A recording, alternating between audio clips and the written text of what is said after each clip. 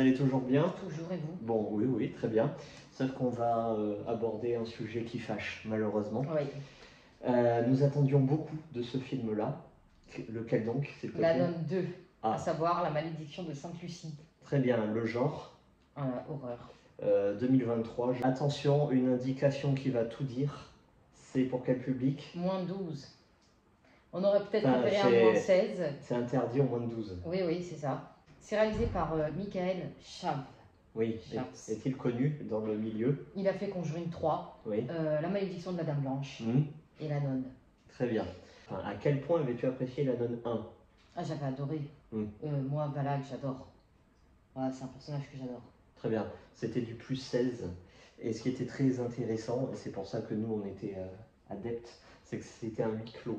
Ça se passait dans l'enceinte d'un couvent où il y avait des religieuses, hein, voilà. Il y avait, bon, pour ceux qui n'ont pas vu La Nonne 1, il faut y aller. Oui. Là, faut se boucher les oreilles.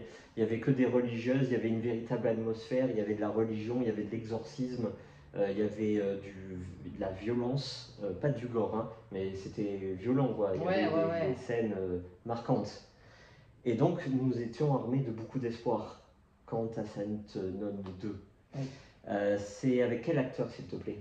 Alors, c'est avec les deux principaux de La Nonne 1, donc Tessa Farmiga, qui est la fille de Vera Farmiga, qui joue Lorraine Warren dans les Conjuring, et Jonas Bloquet, qui lui fait l'homme.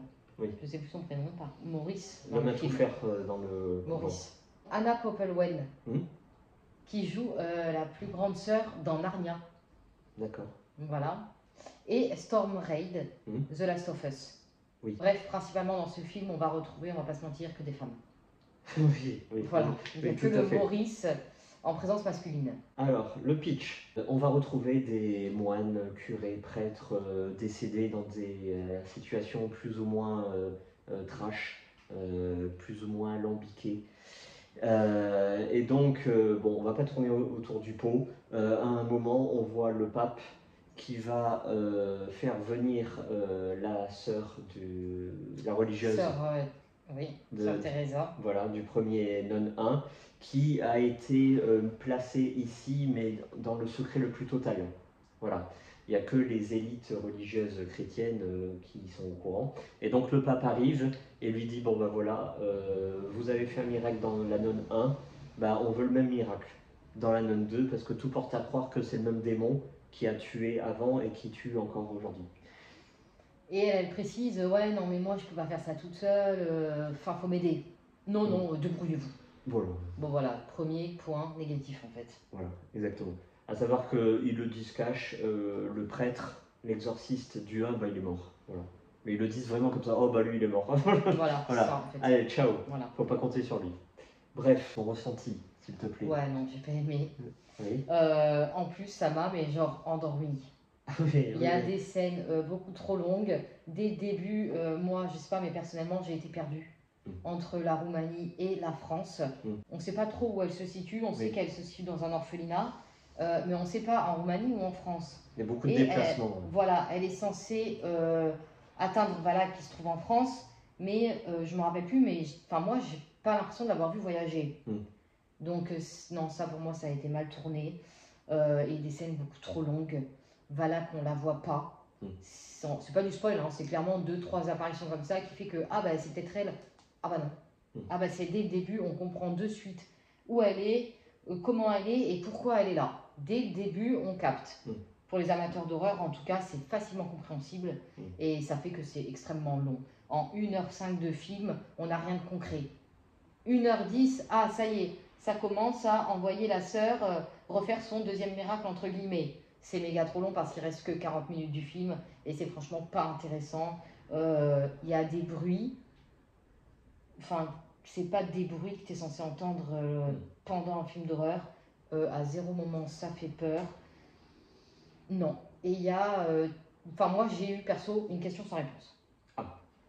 Voilà. Par contre oui ok, il y a quelques effets super bien faits. Inintéressant, pourquoi avoir fait un 2? Moi je serais bien resté sur le 1 au final. Et de toute façon j'avais un doute parce que le 1 apporte déjà pas mal de réponses et rejoint Conjuring, donc il fallait s'arrêter là. Je vais préciser que la meilleure scène de tout film les 3 secondes, attention, ça se passe après le générique. C'est la meilleure scène du film, c'est celle qui met les frissons, qui annonce une couleur à venir, et c'est celle qu'on a préférée en 1h50 de film. Voilà, franchement. Hein. Et toi? Moi, je n'ai pas aimé. Voilà. Regardez la bande-annonce, c'est ce qu'il y a de mieux dans le film. Voilà. En jeu vidéo, on parle de quête FedEx. Oui, tu vas là tu vois quelqu'un, tu as un renseignement qui te dit d'aller là tu as un autre trip, qui te dit oui, il faut aller là. Donc tout le film, ça va être ça. C'est comme tu disais, hein, il y a trop de mouvements, il y a trop d'époques. Bon, voilà. Il y a que des. Ça, c'est le fameux effet Netflix 2023. Il n'y a pas d'hommes, mais rien. Hein? Il y en a non, un. Elles font ça entre femmes, même ados, si je peux dire, enfants. Genre, elles arrivent à se débrouiller, impensable. Il y a un seul homme, et encore lui, il y a quelque chose. Ouais, mais il y a quelque chose en plus. Oui, mais... Donc on peut même pas dire que c'est un homme. Bon, bref. Que dire? Ça fait pas peur. Interdit au moins de 12 ans, histoire d'élargir le public, afin de faire plus de recettes. Ouais, non. Il n'y a pas l'atmosphère, il n'y a pas d'exorcisme, il n'y a pas le côté religieux, il n'y a pas le côté oppressif, immersif du huis clos. Il y a ces fameux, comme tu disais, tu sais, ça fait des espèces de jumpscares où en fait tu crois qu'elle est là, mais elle n'est pas là. Oui, voilà, c'est super frustrant. C'est des effets d'optique, des hallucinations, des apparitions. Mais alors que vous avez quand même un personnage qui fait est censé peur. Envoyer du lourd. Voilà. C'est frustrant, non? Parce que tu dis, allez, la prochaine, c'est la bonne. Tu sais forcément que si elle va apparaître, c'est du vent. Ça va être une apparition. Ouais, voilà, donc on s'en lasse très vite. Très très vite. Et pendant 1 heure, c'est ça quand même. Hein. 1 heure, ça te fait croire que, mais non. Donc les personnages sont pas particulièrement attachants. Non, pas du tout. Franchement, on a limite envie qu'ils prennent cher parce que ça nous énerve tellement que. Allez, Valak, vas-y. Hein. Vas-y, envoie tout, hein. Franchement. Et même Valak, à la fin, elle est terriblement décevante. 38 millions quand même. Hein. De budget? Oui, 38 millions USD. Les dollars américains. Bon, bah voilà, les dollars. Bah. Puis aussi, point important, on n'apprend rien. Zéro. On connaît tout sur Valak. Si en plus vous êtes intéressé sur le sujet, vous êtes en plus allé vous renseigner sur Internet, je parle bien après la nonne 1, hein, ou même après Conjuring, on n'apprend vraiment rien.